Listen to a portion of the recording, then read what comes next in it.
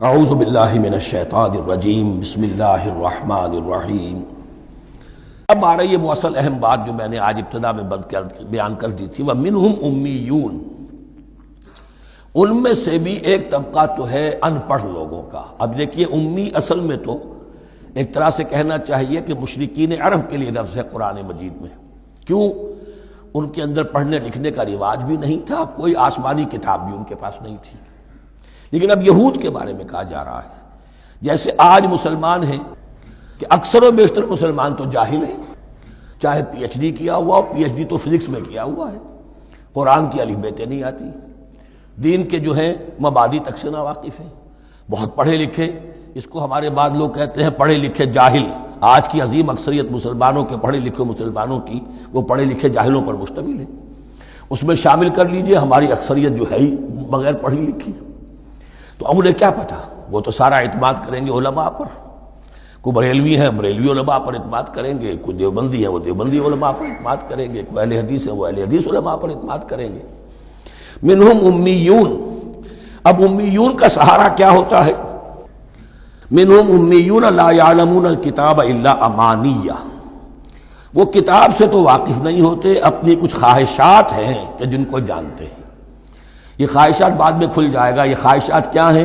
ہم تو اسرائیلی ہیں، ہم تو اللہ کے محبوب ہیں، ہم تو امت محمد میں ہیں، ہماری تو شفاعت ہو ہی جائے گی۔ یہ امانی ہے، تلک امانیہم، اور ہمیں تو جہنم میں داخل کیا بھی تو تھوڑے سے عرصے کے لیے، ہمیں نکال لیا جائے گا۔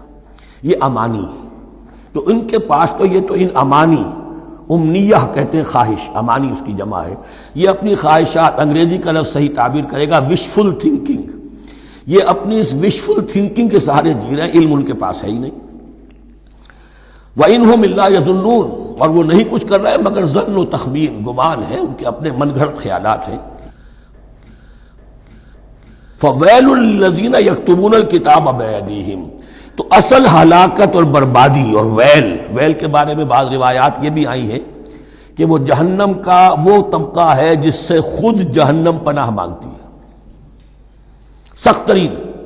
تو وہ ویل، وہ تباہی جو ہے ان کے لیے ہے جو کتاب لکھتے ہیں اپنے ہاتھ سے، ثم یقولون ھذا من عند اللہ، اور پھر کہتے ہیں یہ اللہ کی طرف سے ہے، لیشتروا بہ ثمنا قلیلا، تاکہ حاصل کر لیں اس سے کچھ بڑی گھٹیا سی حقیر سی قیمت، یعنی فتویٰ نویسی جس کا معاملہ ہے۔ اب کوئی شخص آیا، اس نے ایک رائے پوچھی، انہوں نے اپنا جو بھی ہے وہ لکھا اور کہا یہی دین کا تقاضا ہے، بس یہی علم ہے، یہی اللہ کی بات ہے۔ اب اس میں کتنا کچھ واقعتاً انہوں نے صحیح بات کہی ہے، کتنی ہٹ درمی سے کام لیا ہے، کتنی کسی رشوت کے مبنی کو رائے دی ہے، خود بدلتے نہیں قرآن کو بدل دیتے ہیں، وہ کس درجہ فقیہان حرم بے توفیق۔ تو یہ ان کے علماء کا کردار تھا۔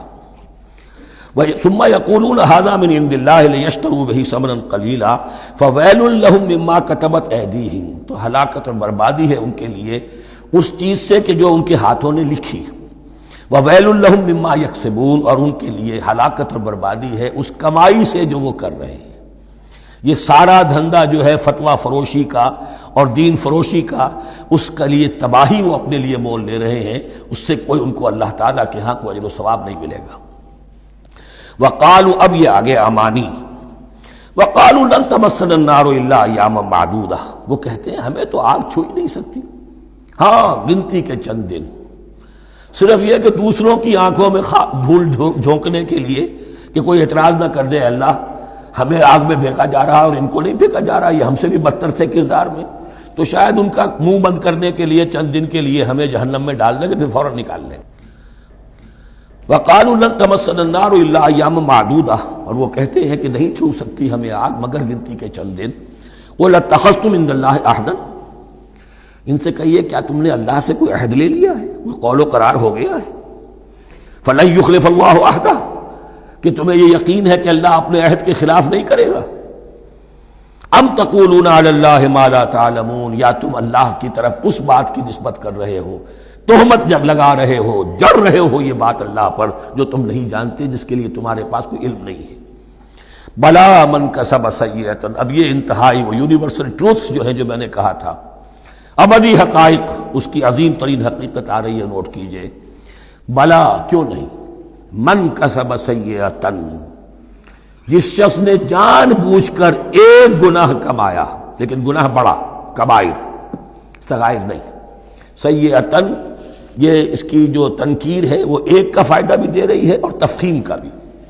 جس نے بھی جان بوجھ کر کسبا، ایک گناہ کمایا، فاحاطت بہ خطیئتہ، اور اس کی خطا نے اس کا گھیراؤ کر لیا، یعنی ایک ہی گناہ ہے، سود کھا رہا ہے، باقی نماز ہے، تہجد ہے، یہ ہے وہ ہے، لیکن اس ایک گناہ کی برائی بھی اتنی اس کے گرد جو ہے چھا جائے گی کہ پھر اس کی یہ ساری نیکیاں ختم ہو کر رہ جائیں، ایک گناہ۔ بلا من کسب سیئۃ واحاطت بہ خطیئتہ فاولئک اصحاب النار هم فیہا خالدون۔ اس میں ہمارے مفسرین نے یہ لکھا ہے کہ اس کی خطا کاری اتنی اس کے اوپر چھا جائے کہ ایمان کا کوئی اثر باقی نہ رہے۔